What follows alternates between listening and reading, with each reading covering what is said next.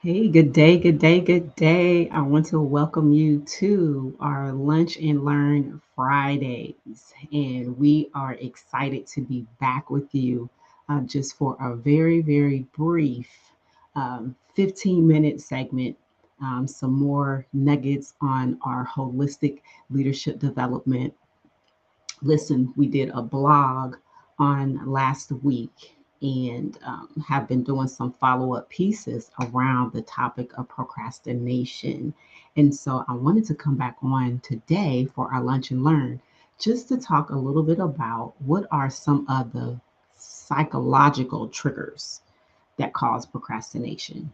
And so, if you know anything about my approach to how I do everything in life, it is through a holistic lens. It's always going to be spirit, soul, body, and then I'm always looking at the 8 dimensions of wellness. So, if you continue to follow along, you really jump into the flow of what we are talking about in my coaching style and method. So, listen, when it comes to procrastination, it often has to do with our mindset.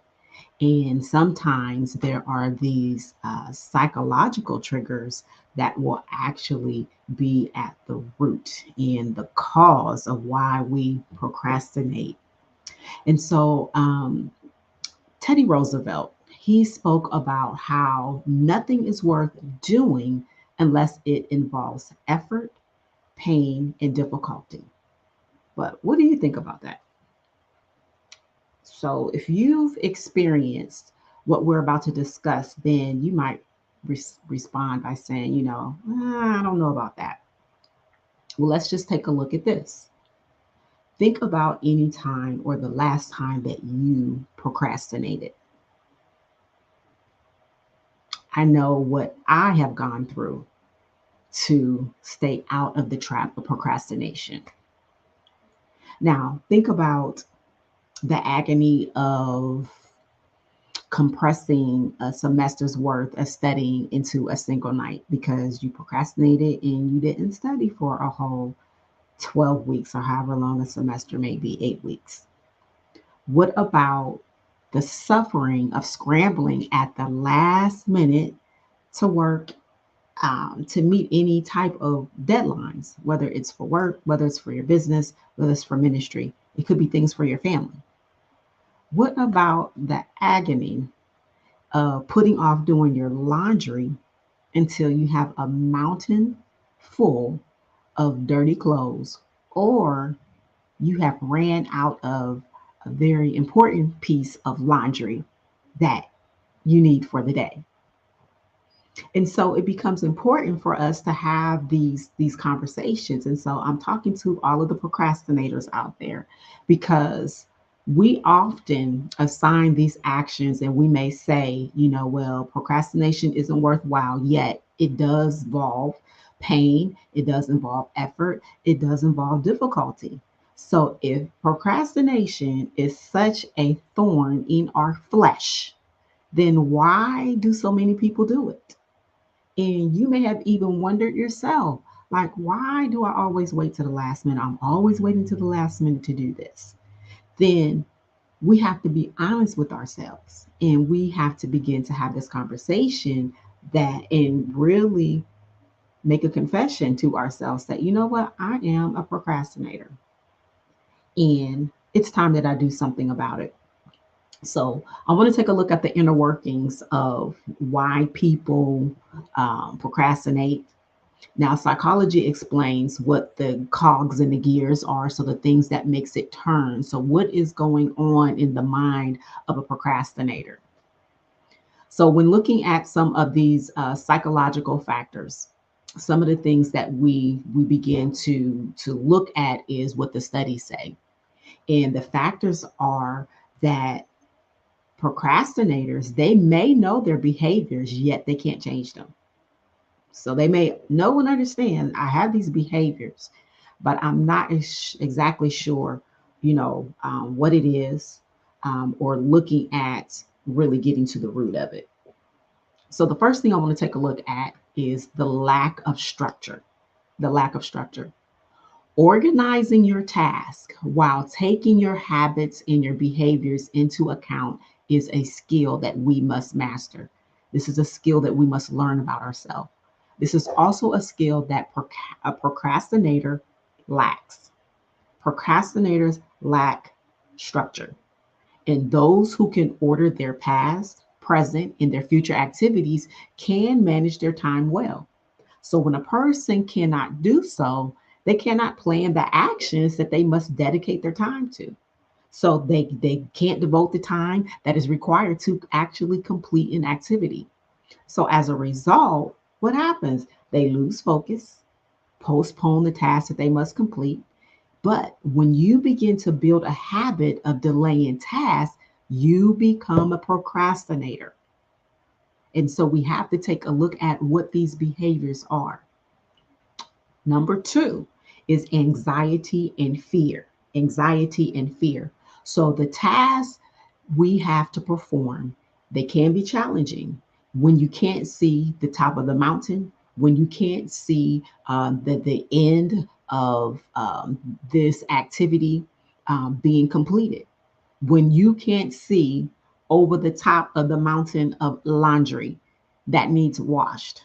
And so we have to make the confession that it does make us uneasy.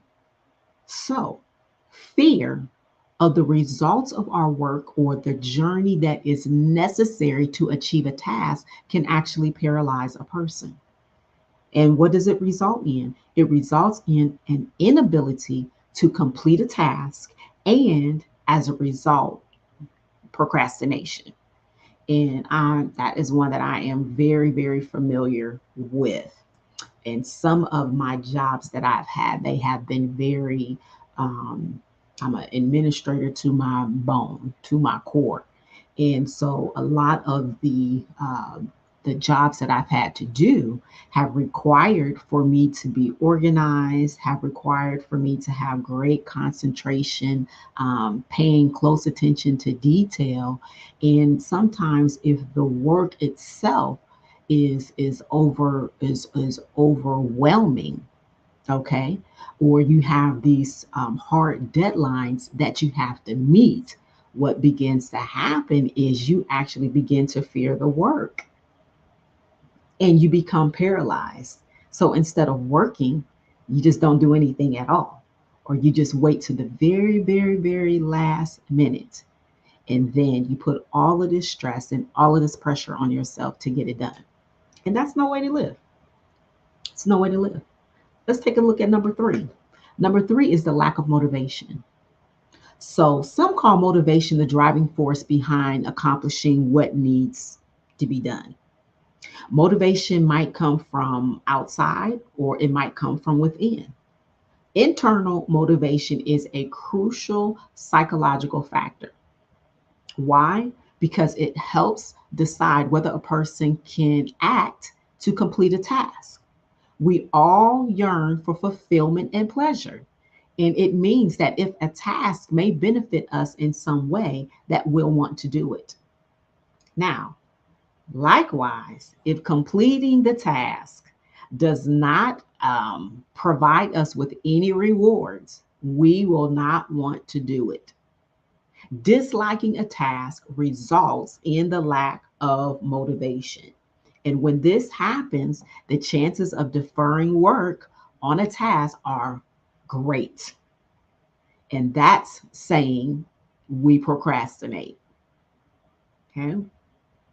Now, the fourth one I want to take a look at is perfectionism. And I've had to be delivered from perfectionism. Listen, if something wasn't just quite right, then I just wouldn't do anything at all. And I had to be delivered from that. And once I was, I'm telling you, sometimes you just show up as it is. You do your videos as it is, bloopers and all. When we talk about perfectionism, this is like holding up this weighty object, and it's not easy. So the pressure exerted by the object itself makes it difficult even to move. And that's the strain that perfectionism puts on individuals who suffer from it.